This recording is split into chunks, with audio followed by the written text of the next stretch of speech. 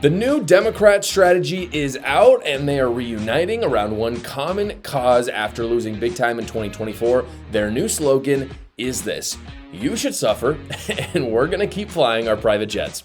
This clip is going viral this week because Bernie Sanders was on Fox News and sat down with Bret Baier and basically admitted he has no principles and that he's better than you. That's literally what he says. As always, guys, please like the video and subscribe to this channel so that I can finally afford a hair transplant. Without further ado, here we go. You know, Alyssa Slotkin, senator from Michigan, she said you shouldn't be using oligarch. It's over people's head. You've gotten criticized from other people. Free Beacon says Bernie Sanders spent $221,000 on private jets fighting the oligarchy tour, paid for by friends of Bernie Sanders. That you've spent millions of dollars in campaign funds on private jet travel over the years. How do you push back on both of those things? When's the last time you saw Donald Trump during a campaign mode at National Airport? No. It doesn't. But he's also not fighting the oligarchy. No. You run a campaign and you do 3 or 4 or 5 rallies in a week. The only way you can get around to talk to 30,000 people. Think I'm going to be sitting on a waiting line at United, waiting, 30,000 people are waiting? That's the only way you can get around. No apologies for that. That's what campaign travel is about. We've done it in the past. We're going to do it in the future. And you think that I would sit in a United Airlines line? That is for peasants, guys. And that's also for his constituents who believe that he's an environmentalist. They get to go on the commercial flights. In fact, probably shouldn't fly at all, as the Green New Deal says. But Bernie Sanders and AOC, as they go around speaking to 30,000 people and collecting checks from those attendances, they can fly private. Totally fine. It's good. He is not an environmentalist. Bernie Sanders does not care about his constituents. He only cares about himself. And the big irony of this interview is that this is at the conclusion of his Fight Oligarchy tour. An oligarchy, at its core, what it is it's a small group of people who control basically the country that they're in. They're above everyone else in terms of power and in terms of wealth. And I cannot think of a better way to describe Bernie Sanders. And therein lies the problem for Democrats right now. Because right now, what they've started to build up for 2028 is this kind of new coalition and new idea. And it's a powerful one, by the way. It's something I am actually worried about. But this is the problem that they have. Their whole shtick is that boomers are evil, that anyone richer than you is evil, and that we should tax them into oblivion. It's a new kind of class warfare populism that the left is trying to sell right now. And historically, and by the way, it requires dead CEOs around the country, and it requires ruining the economy. If that's what it takes, that's okay. That's literally what they believe. And it's actually an idea that, historically speaking, does very well politically. It's not good for the country. It's never good for the country. It plummets it into chaos. Again, the economy suffers, but it's really good if you want to win elections. That's why I'm very cognizant of it. That's why I think AOC is going to win the Democrat primary. I really do. Bernie Sanders isn't running. A lot of people are talking about Bernie Sanders running. He's not. He's trying to take the credit for essentially propping AOC up. That's the only thing he can do at this point because he's too old to run. People are kind of sick of Joe Biden. I have a feeling at the end of this term, even though people love Donald Trump, I think they will see he's too old. I mean, he can't run again regardless, but we don't really need politicians of that age in the first place. And I think Bernie Sanders understands that. So the best thing that he could do is throw his power and take the credit behind someone else. And I think that's got to be AOC. It's an obvious thing from what he's doing, going around the country with her.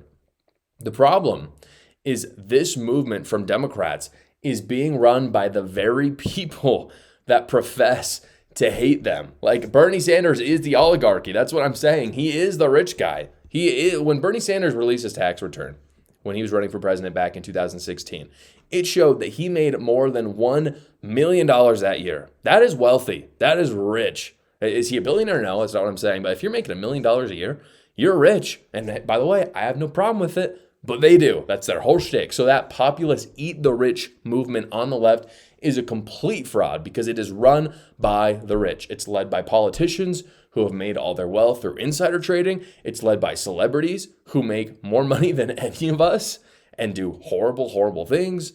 Now, this is the part where we have to talk about some tough realities because we talked about the left and Bernie Sanders does this.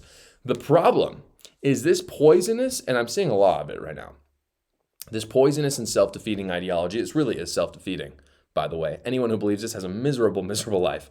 You've never met a virtuous, happy, wealthy person, and granted, there's not many of those in general, but you've never met one of those who believes that everyone who's richer than them is just evil. People who take accountability over their lives tend to do pretty well. That's what I'm saying. But this poisonous and self-defeating ideology has also made its way into the right. That's the hard reality that we have to talk about as well. You have Republicans, and I'm not talking about Republican leadership, by the way. Republican leadership will always have its flaws, and I'll always call it out. But when you got Republican, like, normies, just people out there saying this stuff, it's a big problem. You have Republicans telling you that it's a good thing if you can't afford things because of the tariffs. Like, that's a virtue. You saw that people were talking about how, you might not be able to afford as many dolls for your kids. That's not a good thing. Scarcity is not a good thing. Or I've seen it a lot on the right where they're saying boomers are evil because they're hoarding their wealth, as if boomers have some responsibility to give you their wealth. Did they have it easier? Maybe. But does that suddenly make them evil? No, that's total lib ideology. It's Marxist. It's total crap. And it will sink the Republican Party like it's going to sink the Democrat Party. And unfortunately for Republicans, it's actually not. The Republican Party is much more populist in reality. And the reason why I say that is those ideas that I just described, like I said, are not coming from the Republican Party leadership.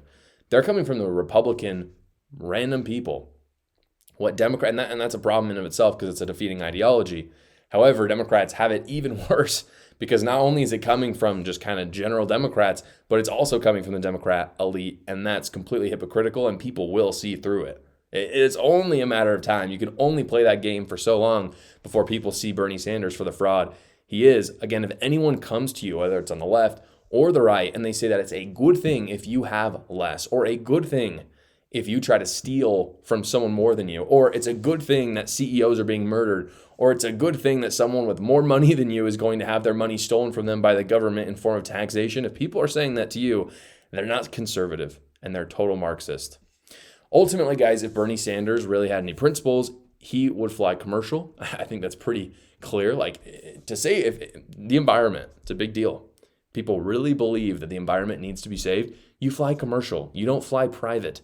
I'm not one of those people that believes you can't fly private. I think if you have the money, you should be able to do it. But Bernie Sanders clearly thinks, or really doesn't think, but says that flying private is going to destroy the environment. He could just fly commercial, and he could then donate 90% of his money to the government like he preaches. He doesn't do that because he doesn't want to part with his luxuries and his money. He just wants you to. Hey guys, I'm excited to announce that I'm rolling out my new Substack. If you didn't know, Substack is essentially a newsletter that arrives in your email where I can share daily news, my opinions on it, and commentary, and it's completely free to you guys, and you can cancel anytime. In addition to the news and commentary stuff, I'll also be posting some inner workings of the show so you can see kind of the behind the scenes stuff, as well as in there's direct chatting with me so we can bounce political ideas off each other. It's one of my favorite things of this job, and Substack just makes it a little bit easier. Go check it out right now. The link is in the description below. One of my favorite moments this week, a guy named Shermichael Singleton, that's a very colorful name, was on CNN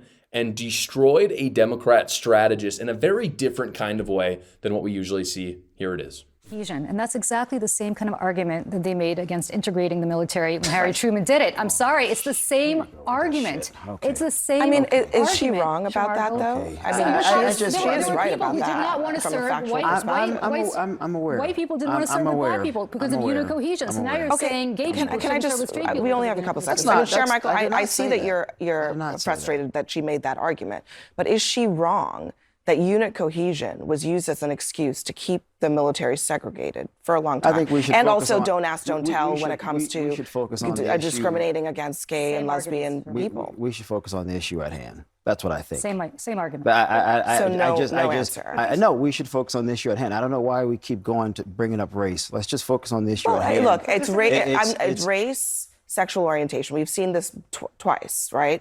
In two major junctures for the military. I'm just wondering, if she is drawing parallels here between the arguments that are being made to maintain this policy, I reject those parallels. That's my answer. I reject the parallels. I think they're ludicrous parallels. So in that clip, they're talking about keeping trans people out of the military, and you can see that he's visibly offended. And honestly, I think he should be, because this is what Democrats do. They have it in their kind of intersectionality brains that things like segregation in the 40s and trans people not fighting in the military are even remotely the same. They actually believe that. You can see that Abby Phillips, who's the host there, the disconnect is there. She just doesn't understand why he would be offended by that. And what this guy does is he just calmly rejects the parallel that they're drawing because it is ludicrous. It's completely ludicrous. And this is just one example of it. What do black and trans people have in common? Nothing. Nothing. Wow. Why would you care? If you're a black trans person, then sure. But why would a trans problem, whatever that means, and a black problem have anything to do with each other? But Democrats act like they're the same. The Democrat elites have tried so hard to make a coalition of minorities that ended up kind of putting people together that had none of the same values. You see it with Hispanics right now and Native Americans. They kind of just decided, hey, we're going to be the minority party. And then you see in the past elections that Hispanics and Native Americans are like, we're conservative. We're not voting for you anymore. There was a moment, there was a fog, and there's some particularly charismatic candidates like Barack Obama who were able to pull in the minorities. But when you really look at the ideologies of these groups, they've got nothing in common. Hispanics have nothing in common with trans youth, like transing the kids. Nothing. Absolutely. They're like the most Catholic people in the world. They've got nothing in common. Neither do Native Americans. And frankly, neither do a lot of black folk. So again, why would black folk magically support transing kids? In Democrats' mind, they think because they're black, they must support other random minorities. And not only is that a bit racist, frankly, it's offensive, and it shows in this video.